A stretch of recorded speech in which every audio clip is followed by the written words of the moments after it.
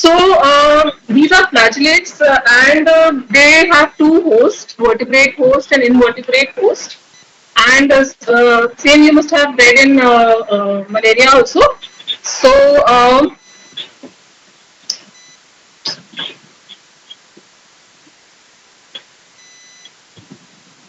yeah.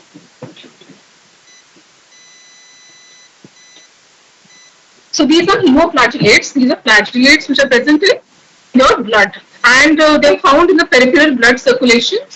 They complete their life cycle in two hosts. That is, they have a vertebrate host and insect vector. So therefore, they have a heterogeneous parasites called as digenetic parasites. So if we look at the morphology, uh, these are the various forms which we can see the stages of the parasite which are seen in vertebrate host. That is amastigote, promastigote, epimastigote, and trichomastigote. So these stages are promastigote and amastigote. They are in Leishmania, seen in Kala-Azar, and these two are they are seen in uh, your trypanosoma. So we'll discuss about the morphology later. So now coming to the colors are Leishmania, and this is basically its obligate intracellular parasite, and this parasite it infects your reticular endothelial system, right? So and it produce varying spectrum of clinical syndrome, which ranging from self-healing cutaneous ulcers to fatal visceral disease. Leishmaniasis as a whole is a zoonotic disease, and but the Kala-Azar as such, which occurs in India, it doesn't have any animal host. It only infects the human, right? In the Kala-Azar I'm talking about. But as such, the Leishmaniasis it's a zoonotic disease, and it is transmitted to human the mammalian host by bite of insect vector, that is sandflies. So phlebotomus and leukemia, these are the two vectors which are there for the transmission of Leishmania. Development. These are divided into two genera. That is subgenus Leishmania, and here it occurs in the anterior part of the. Basically, the development occurs in the anterior part of alimentary canal of sandfly, and the subgenus Leishmania brannii, which occurs in the midgut and the hindgut of the sandfly. So we look these two genus. Then the Leishmania, it has Leishmania major complex, important one Leishmania tropica, Leishmania donovani complex. These upper three they are also known as old world Leishmaniasis because they occur in countries like Asia and Africa. And the Leishmania mexicana complex, Leishmania donovani complex. These are New World Leishmania occur in South America, Central America. So Leishmania species and this subspecies which are causes infection in humans. Then Leishmania donovani complex. This is very important, especially Leishmania donovani. This causes visceral leishmaniasis or post Kala-Azar dermal leishmaniasis. So you do get a question on visceral leishmaniasis or PKDL, and these are common in our Indian subcontinent. Similarly, Leishmania infantum, donovani infantum, which is a part of Leishmania donovani complex, it also causes visceral leishmaniasis, and it occurs in Indian subcontinent. Then the Leishmania chagassi and so on and so forth. So these are the various species. The Leishmania tropica complex, which includes Leishmania tropica, it also occurs in the Indian subcontinent. Then Leishmania major, Leishmania ethiopica. So this is basically these are the various species and the disease, the clinical syndrome caused by these particular species and the geographical distribution.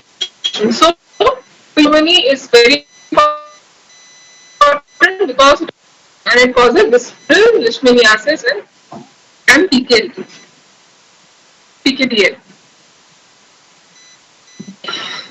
Then another complex in Leishmania mexicana. They don't occur in Indian subcontinent. So they basically causes New World Leishmaniasis. As I told you, we can divide the Leishmaniasis into New World and Old World. Old World is in Indian subcontinent, Asia, and New World, so American subcontinent of that. Okay. Then these are the species accordingly. So Leishmania mexicana complex and Leishmania brasiliensis complex, they don't occur in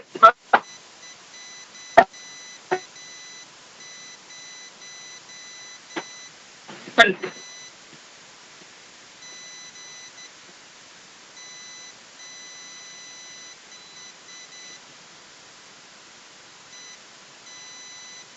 Now coming to the leishmaniasis. So it's a vector-borne disease, right? Leishmaniasis, then diffuse cutaneous. Visceral leishmaniasis, it basically causes visceral leishmaniasis. It can cause cutaneous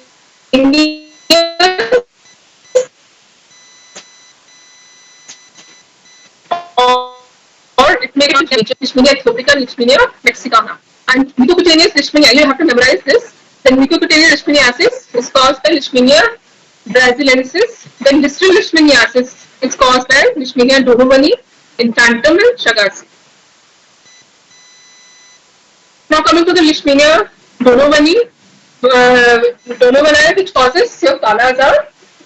This causes visceral leishmaniasis or kala azar. The word kala azar has been derived from two Indian words, kala and azar, which mean black sickness. Because it's illness in which the color of the skin it turns black. So Leishman and the Donovan are the scientists who reported this organism simultaneously. And Leishmania donovani or kala azar is endemic in India, China, Africa, South Europe, in South America, Russia, and in India, it is very commonly seen in Assam and Bengal, along with the coast of Ganges, Brahmaputra, Bihar, Odisha, and Uttar Pradesh. So this is a where you find Leishmania kala azar in our country. So it counts 20 to 30% of global burden, and so it is also one of the vector-borne disease, the kala azar. So now coming to the morphology. So what are the two forms which you see in kala azar? Is amastibate form and promastibate form. Second slide which I showed you, the morphological form seen in this particular hemoflagellates. So this amastibate form is an obligate intracellular form. This is amastibate form. This is obligate intracellular, and this is infective stage to the vector, right? And this is promastibate form. It is extracellular form, is infective stage to human. So the amastibate form, if you see, is aflagellate. It doesn't have any flagella, and it is oval in shape, and the nucleus is situated in the center or along the side. So this is the nucleus which you see, and it does not have any flagellum. The kinetoplast is situated anterior to the nucleus, and this axoneme it extends from the basal body up to the anterior end of the cell. So this particular morphology is found intracellularly in the vertebrate host. Now this is, and it is infective stage 2 vector. That is your sandfly. Now the promastibate form, it is extracellular form, right? And it is infective stage 2 human. So this is found in your sandfly. Okay. So this particular form, it's a cylinder in shape, and the nucleus is situated centrally. The kinetoplast is anterior. This is a kinetoplast. It is anterior to the nucleus, and you see the flagella arising from the anterior part and forms the undulating membrane. So this is your promastibate. The morphologies are important because in humans, in blood smear, when you diagnose it, we look for this amastibate form in your blood smear, right? So coming to the life cycle, it has two hosts, vertebrate host and insect vector, that is a female sandfly. So it is transmitted by the bite of female sandfly, right? Which is known as, the species is Phlebotomus urgentis. So infective form is promastibate form. As I told you, this is infective form for human. It is present in the midgut or foregut of female sandfly. And the mode of transmission is by the bite of an infected sandfly, mainly during late evening or night time.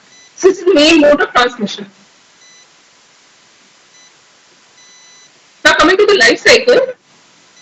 So sandfly, it takes the female sandfly, takes a blood meal.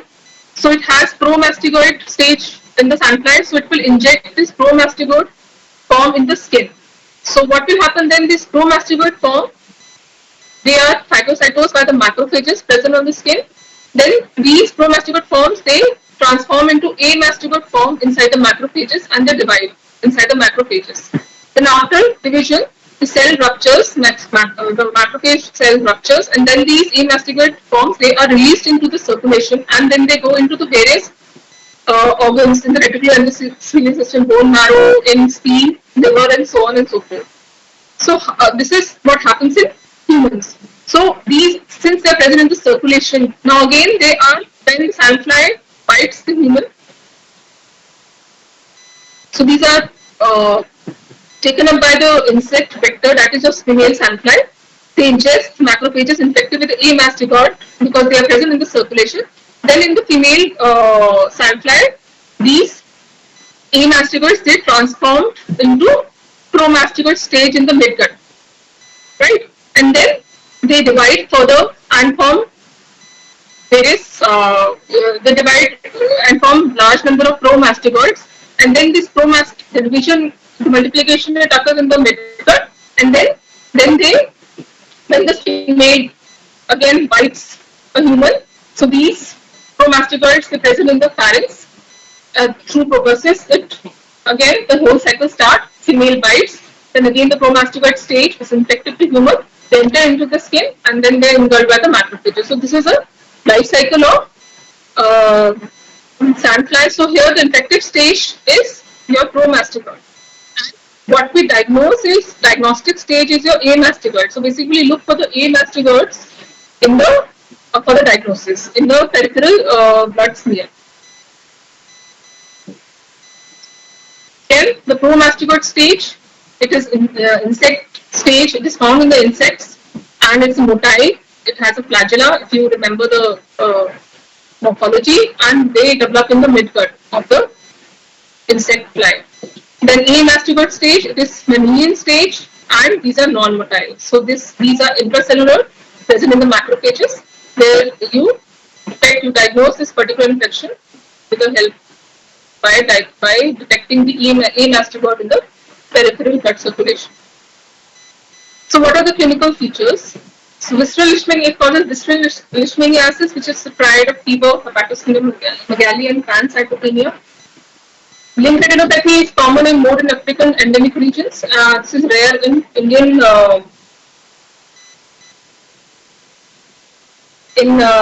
subcontinent. And then hyperpigmentation, which is seen in brown-skinned individuals more commonly. Then coming to the dermal leishmanioid, that is post-Kala-Azar dermal leishmaniasis. It's a non-ulcerative cutaneous lesion, and which is seen after the completion of treatment.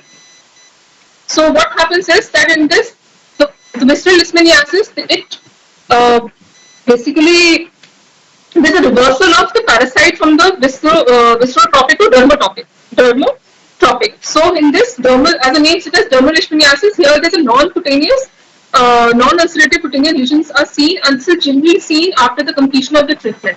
So this is very prevalent, much prevalent and endemic in our country, and it generally develops in 10% of patients of Kala-Azar. So it has it occurs basically of three types. This depigmented macules. These are the earliest lesions which are seen and generally seen in the trunk region and the extremity. Then after this, the erythematous patches, or which have this butterfly distribution seen on nose, cheeks, and chin, they appear, and later yellowish pink non-ulcerative nodules may also appear on the face. Then, which are soft and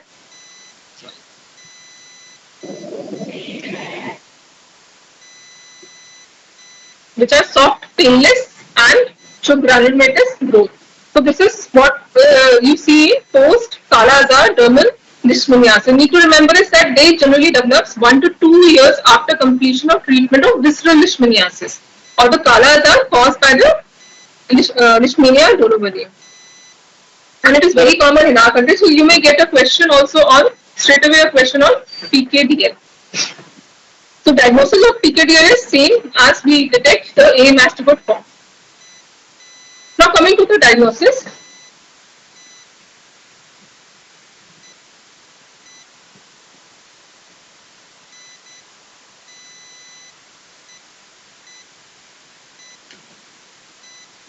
So laboratory diagnosis of Kala Azar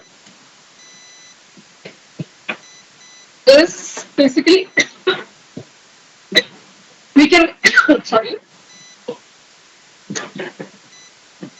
we can do by direct evidence or by indirect evidence. Excuse me.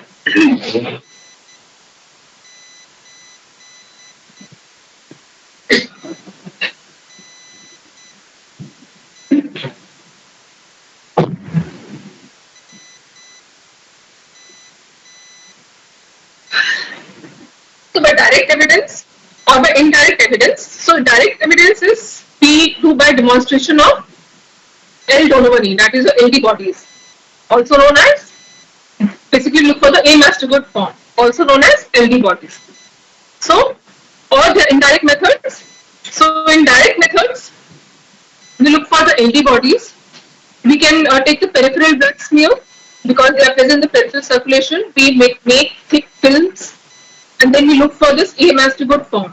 We make thick films, we stain it with Leishman stain or Wright stain, and we look for the A mastocyte forms of the LD bodies, right? Then this is all. Then how? Then we can do culture. So take the sample. We culture it in culture medias. Like there are many medias, and then medium is one of them. And in culture media, basically look for the pro-mastocyte form. So you need to remember, in humans, in blood smear, or in whatever sample you want to look, we look for the A mastocyte form. But in culture, we look for the pro-mastocyte form, right? Then the biopsy material, we can detect the parasite in the biopsy material. We can go for sternal or eyelid crest puncture, and we can look for the amastoid forms. That is sensitive in 50 to 85% cases. Sensitivity is 50 to 85%. Then we go for splenic puncture, but the chances of bleeding is high, so this is generally not advisable. Then we can go for the lymph node puncture. In case of African African Kala Azar, and we take the sample, we culture them. They will look for the pro-mastocyte form, or we directly in aspirate we look for the A mastocyte form. And the fourth one is animal inoculation, which is generally not done now.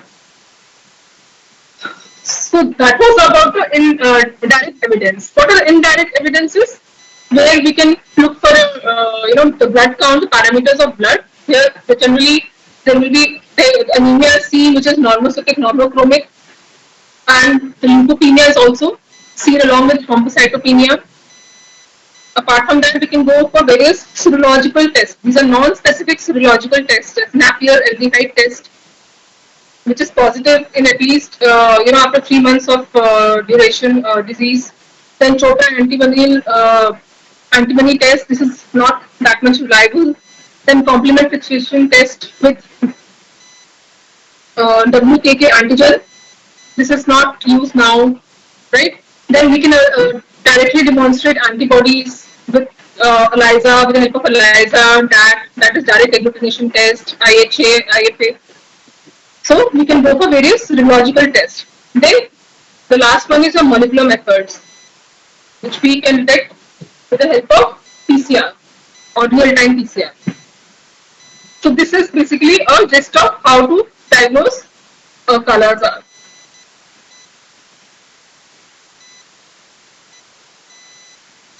The LD bodies. So what are the specimens that we may be collected? Splenic aspirate and biopsy. Sensitivity greater than 90%, but there is a risk of hemorrhage. Then we go for liver biopsy. Then bone marrow aspirate. Generally we take from sternum or eyelid crest. Then FNACs, lymph node FNACs, or we can go for biopsy, lymph node biopsy.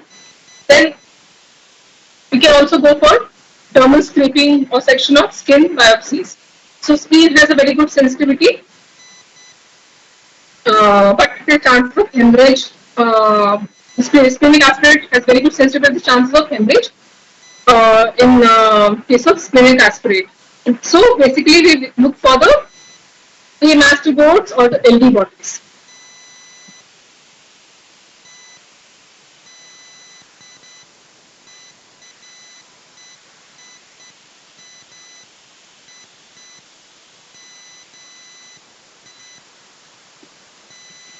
Similarly, right? And we detect them also less often present in neutrophils. And we prepare the sample, we take the smear of blood or aspirate, we stain it with Michelin stain or Giemsa stain or Wright stain, and then we look for these forms. So mastocytosis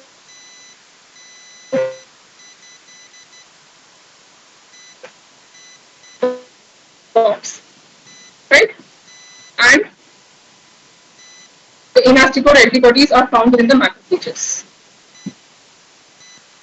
So this is WHO grading of thrombocythemia in the splenic sphere. This is how we do the grading. If we take the splenic smear, if we prepare the splenic smear of the splenic aspirates, we count it, and then we do the grading. We look, fields at high power field, and then we do the grading.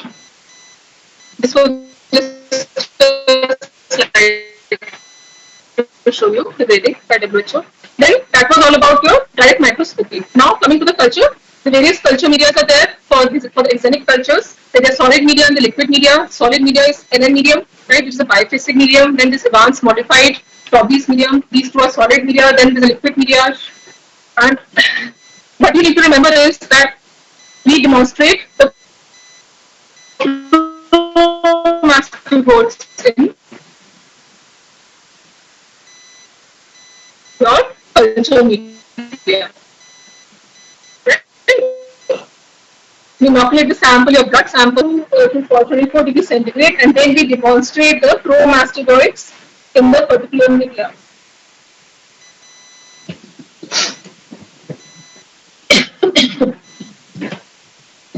Then animal inoculation.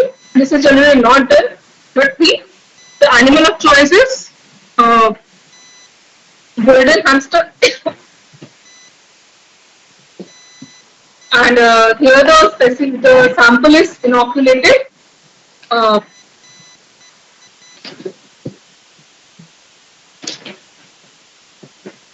sample is inoculated intraperitoneally, and then we look for the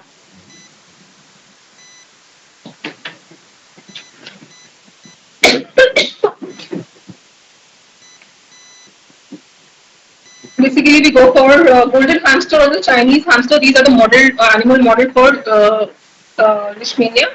And the sample is injected intraperitoneally. So this is not routinely now not done. The animal inoculation is not done routinely now because the other modalities of diagnosis are available.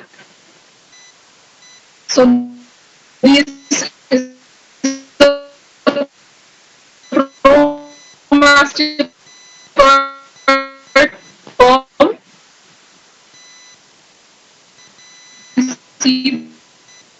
These are flagellate forms, slender shape, aggregation test, then indirect aggregation test, immune person test, then ELISA's, then rapid test.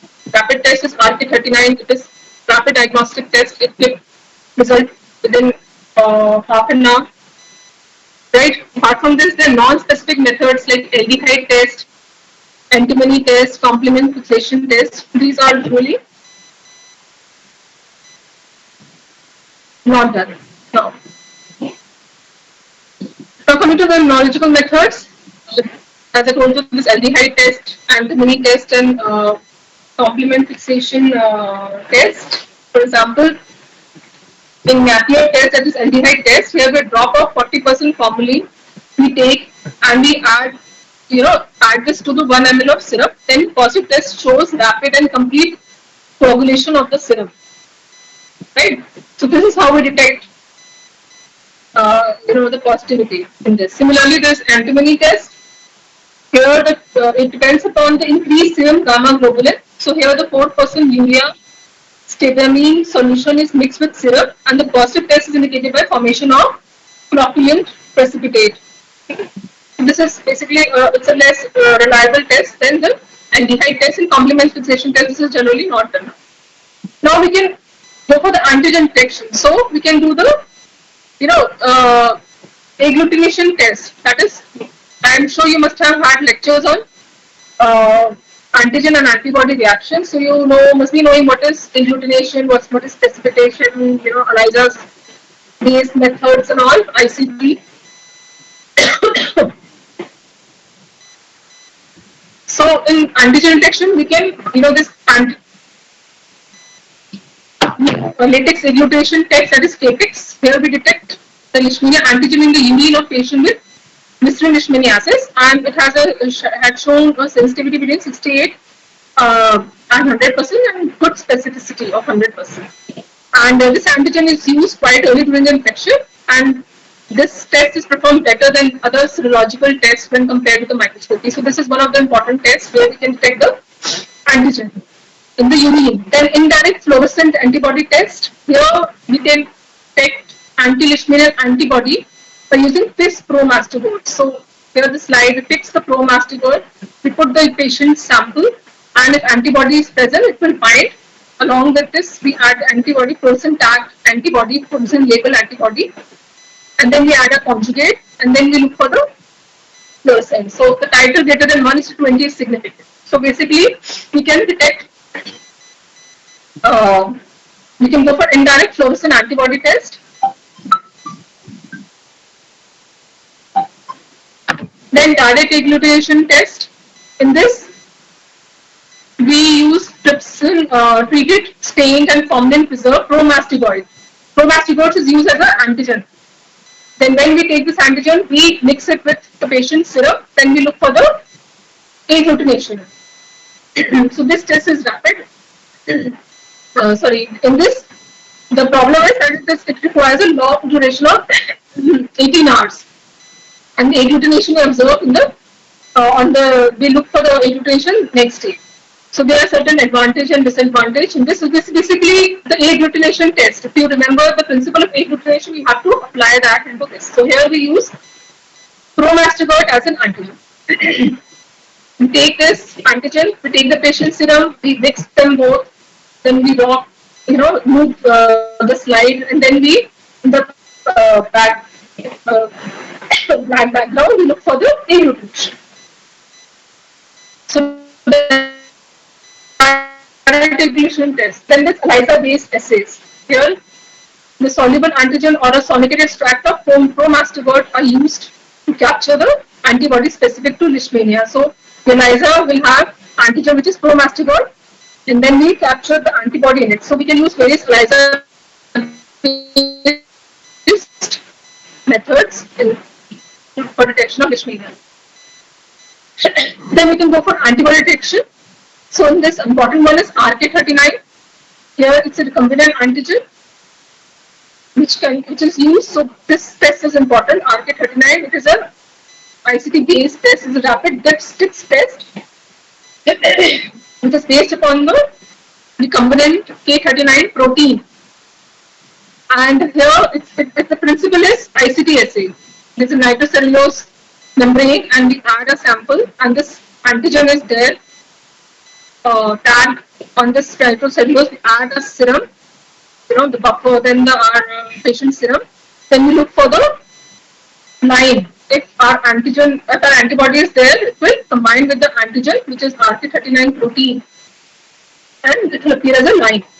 So this test is negative, and there's a control line also. I'm sure you please recall your antigen antibody reaction chapter. This test is based upon the ICT. Sorry. So this is a rapid test, basically, and very commonly used. RK39 rapid immunochromatographic test. Apart from that, we can go for immunoblotting, where various antigen expressed and antibody recognized during the course infections. We can document them. Then we can go for antigen detection, as I told you before. We can detect the antigen in the urine of a sample with the help of the ICT method. So both these methods are used for visceral leishmaniasis, diagnosis of visceral leishmaniasis. We go for molecular methods, PCR, RT-PCR. We can look for various gene targets in order to detect like ITS region and glycoprotein 63 locus. We can detect them with the help of molecular method. We can go for PCR, real-time PCR, and so on and so forth. This was all about molecular methods. So we can also go for skin test, Leishman test, which shows a delayed type hypersensitivity reaction to intradermal Leishman antigen. And we take a suspension of killed Leishmania donovani promastigoid and we inject it intradermally. Then the test is indicated, positive test is indicated by duration of more than or equal to 5 mm in 72 hours. So it is delayed type hypersensitivity reaction. Hypersensitivity, I think the immunology must have been covered. So this particular test will look for the delayed type hypersensitivity reaction, which we see after 72 hours. Positive test indicates prior exposure to the Leishmania antigen.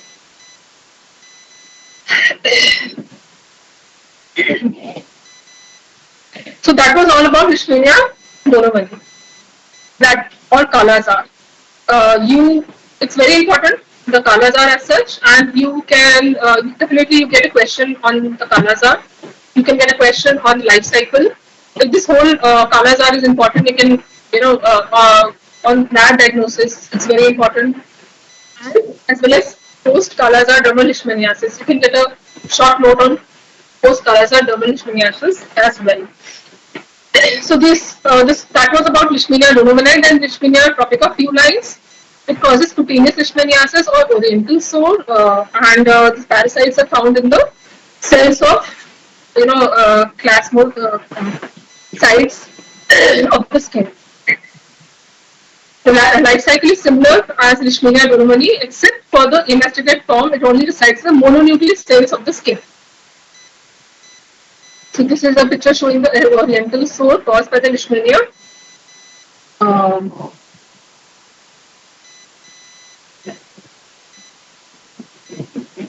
Leishmania tropica.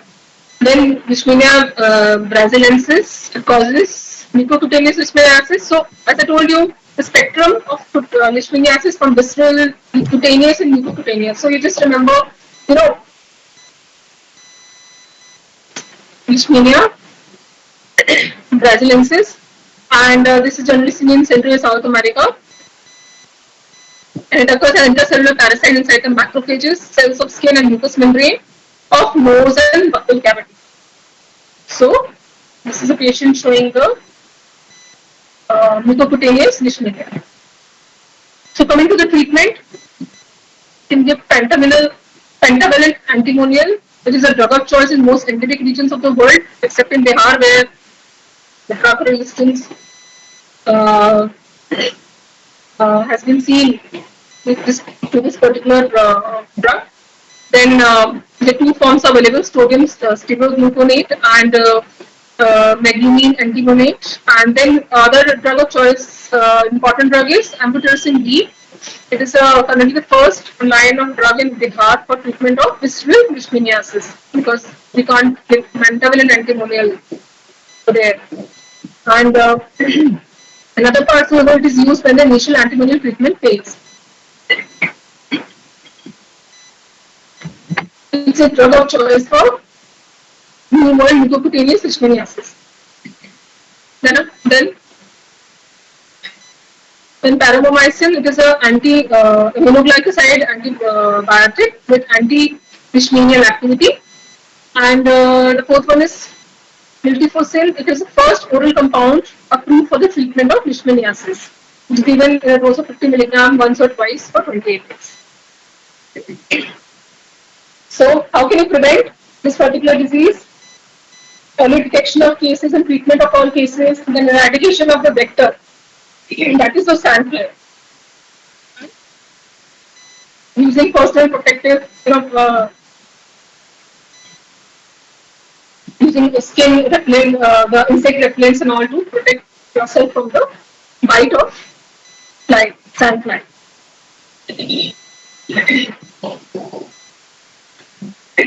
Now coming to the trypanosoma.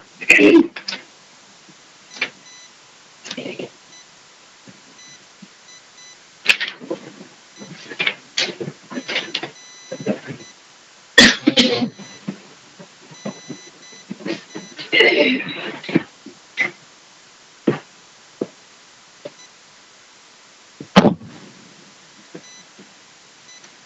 is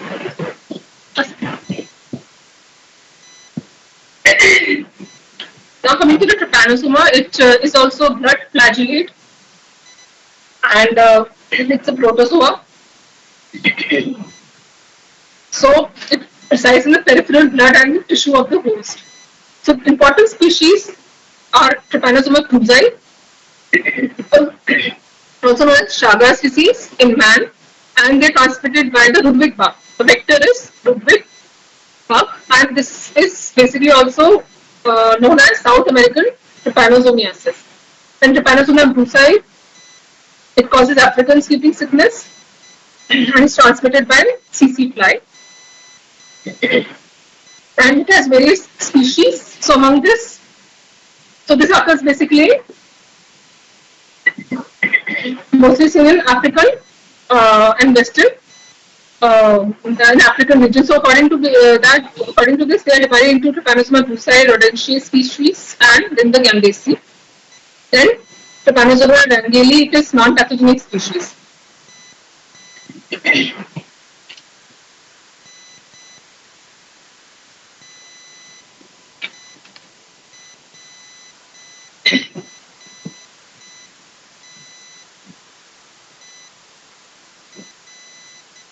So Trypanosoma cruzi subgroup, it has these species, and its habitat is basically they are a parasite of connective tissue where they multiply rapidly and invade lymph nodes, blood, and finally into the central nervous system.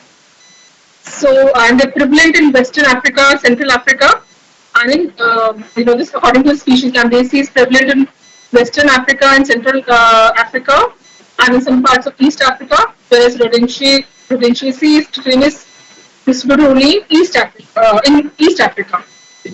So these important form which is there in the vertebrate host is trypomastoid. So far in Leishmania donomani, we did not write about trypomastoid form. It has two forms, amastoid and promastoid. So the trypomastoid form है that is seen in trypanosoma. As the name suggests, trypanosoma, trypomastoid form दिखेगा इसमें. You need to remember this. It is elongated, flattened, spindle-shaped organism with blunted posterior end and pointed this thing. So if you see this is spindle-shaped. You see the flagella. So this is basically the structure, the nucleus in the center, and there's a flagella which arises and form undulating membrane.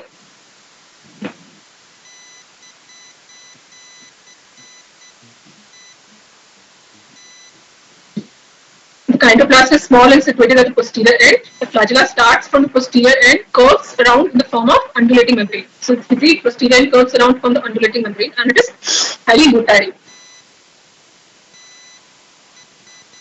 So life cycle, it has a vertebrate host and vertebrate host. Vertebrate host is man, invertebrate host is CC fly. Okay, जहाँ भी CC fly की बात आएगी, it causes sleeping sickness. Trypanosoma दिमाग में ले आना. जहाँ पे sand fly की बात आएगी, कालाजार दिमाग में ले आना. So what is infective form? So infective form in this is metacyclic trypomastoid form. So this form is present in the salivary gland of CC fly. And the mode of transmission is by the bite of CC fly. So the fly bites, and the trypomastoid form is transmitted to the punctured wound from the saliva of the CC fly. Now coming to the life cycle. So this is fly which has a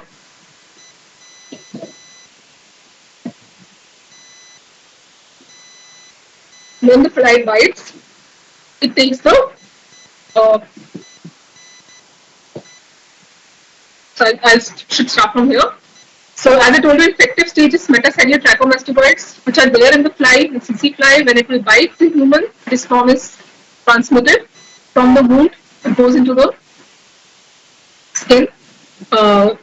Then these transform into long slender trypomastoid forms where they multiply by the binary fission and form those short stumpy forms which circulate in the blood in your general circulation. Then again, when the fly bites, these are taken up by the CC fly during blood meal. There inside the fly, they form long cylinder forms. They transform into long cylinder forms in midgut and hindgut, and then they transform into epimastigote form in the salivary gland. They multiply, they grow and transform into trichomastigote in the salivary gland. So, and again the cycle starts. So, infective stage to human is trichomastigote form. So, you need to remember this. The clinical features C and this chancre which is seen wherever the at site of inoculation, the chancre is formed at the site of inoculation of the site of bite basically.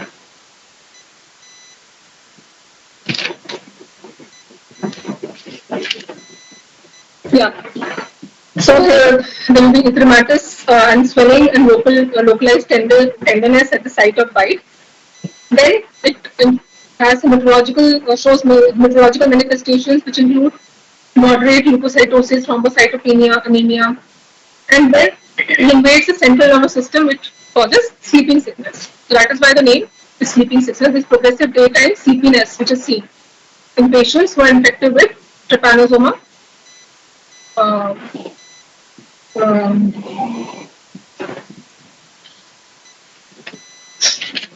Trypanosoma brucei complex. So laboratory diagnosis, direct microscopy, we will look for the trichomastigote form. So we'll take the blood samples, we can look for the trichomastigote forms in that or CSF sample, go for the lymph node aspirates.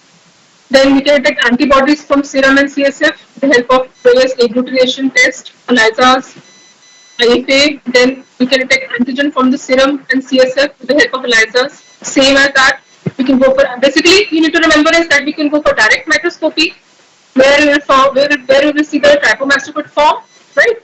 Then antibody detect कर सकते हो, antibody कैसे detect करोगे? ELISA से कर सकते हो. You can go for direct, you can go agglutination test. Then you can detect antigen also in serum and CSF, which can be detected with the help of ELISAs. Then similarly, molecular methods are there.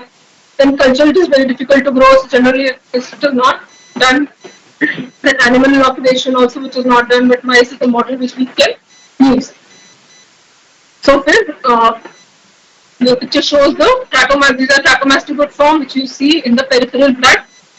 We make smears, we stain it in Leishman or Jimson or Wright, whichever stain is available, and look for these forms, these highly motile forms in your smear.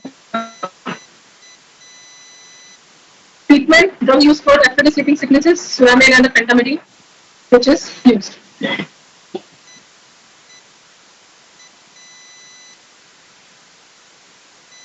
Then Trypanosoma cruzi. This is not seen in India, and 2 to 3 lines. It causes Chagas disease or South American trypanosomiasis, and it is only limited in Central South America.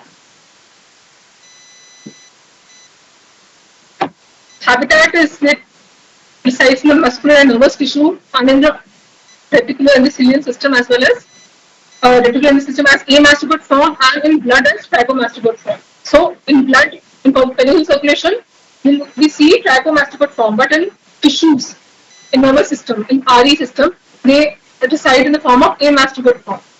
Then again the morphology, the trichomastigote forms, they are C-shaped. They are C or U shaped, and amastigote form is, as you know, aflagellate forms which are seen inside the tissue system. The round oval body having nucleus in the center, and multiplication occurs in the amastigote form in this particular stage. So this is the morphology. This is amastigote form and the trichomastigote form. To see life cycle: human, two host human, and vector is rodent bug. And again, the infective form is trichomastigote form, metacycline. And the mode of transmission is by the, so important thing in this is, in brucei, the mode of transmission by the bite. Here, it's different. Here, it is the bug, basically it's the infected form is there in the feces. So what happens is whenever the insect bites, we scratch that area and the insect it also passes feces. So it is in the feces. So feces basically we rub it. So through feces, the infected form goes inside the skin. So here we need to remember it is not through the bite basically. It is not there in the salivary gland. It is present in the feces. So here the Ludwig bugs are nocturnal in habit and human can infection when ablated skin, mucous membrane or conjunctiva become contaminated with the feces, Ludwig bug feces. So this is an important thing which you need to remember, which is different from the sleeping sickness disease.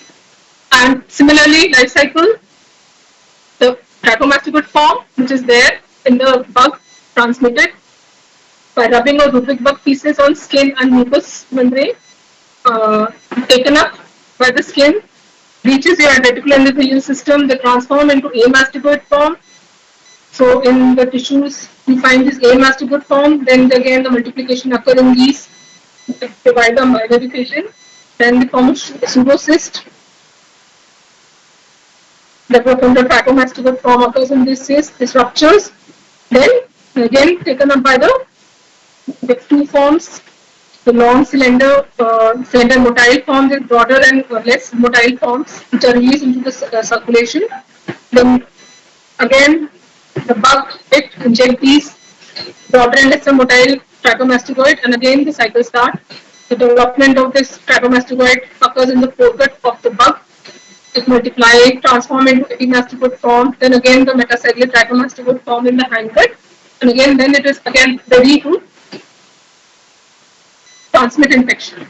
So here the infected form is again metacyclic trichomastoid.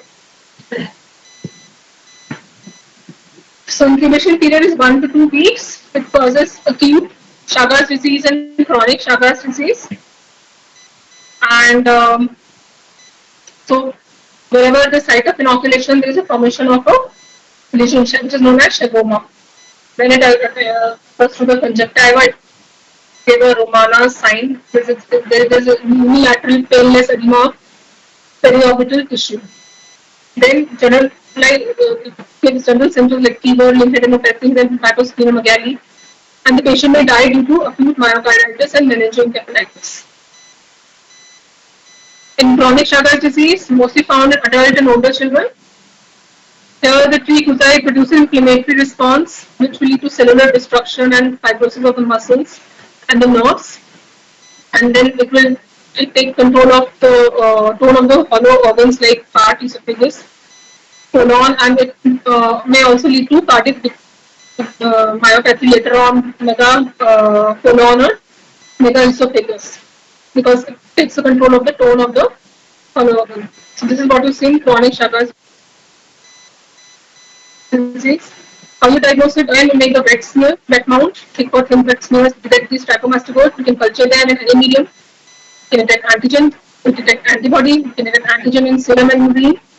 You can detect antibody in the serum with the help of ELISAs, CFT, IFA, then molecular methods, and animal inoculation, myosism model, where we go for the intraperitoneal inoculation of the specimen.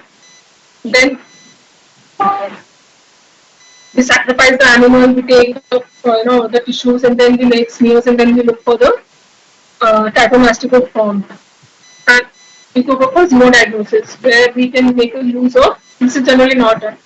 Then for Ludwig bug, for the diagnosis of this disease. So this is thin and thick smear film. This is the trichomastoid C-shaped or U-shaped is seen in case of Chagas disease. Treatment is unsatisfactory. In acute stages, we can use benzidazole, which is a drug of choice, and in chronic cases, this drug will lack efficacy and may cause many side effects. So this particular disease Chagas disease, it is not found in India. Right? Yeah. So I finished my lecture here. So Kala-Azar is very important for you people. Please read it thoroughly, and you definitely going to get question in that about trypanosoma. Yes, you should know few points. Um in for sleeping sickness. The basically the infective stage. You know, not much, but yeah. So I end my lecture here.